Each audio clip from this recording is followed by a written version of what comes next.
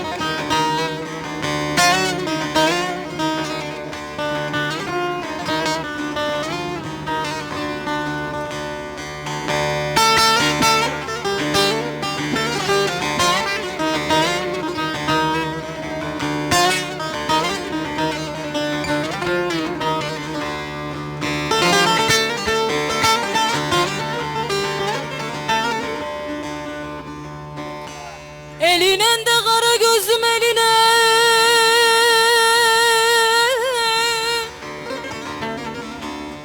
bağlar yeşermiş de anam,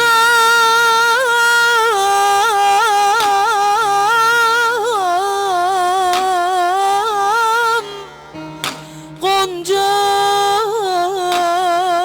gülüne.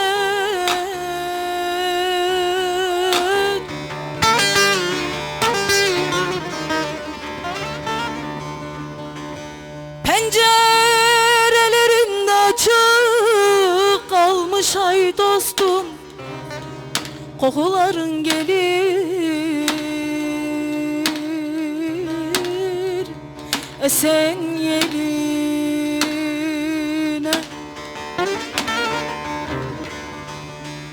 Pencerelerinde açık kalmış ay dostum, kokuların gelir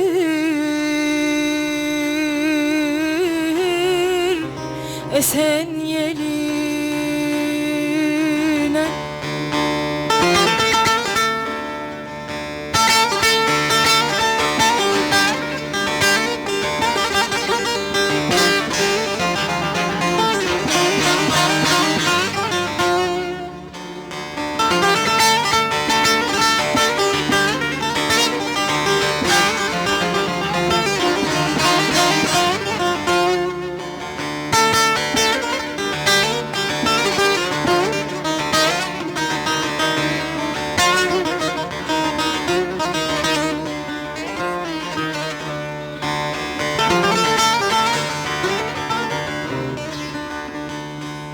Biliyorum yavru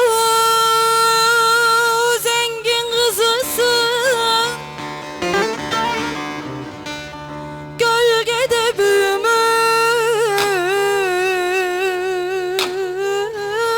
emlik kuzusun.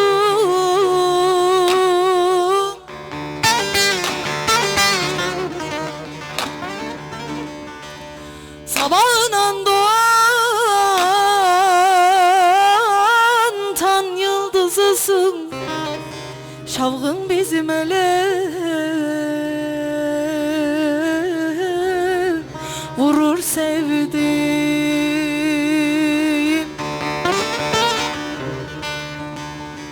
Sabahından doğan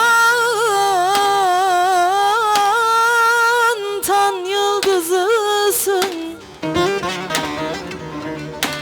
şavkın bizim ele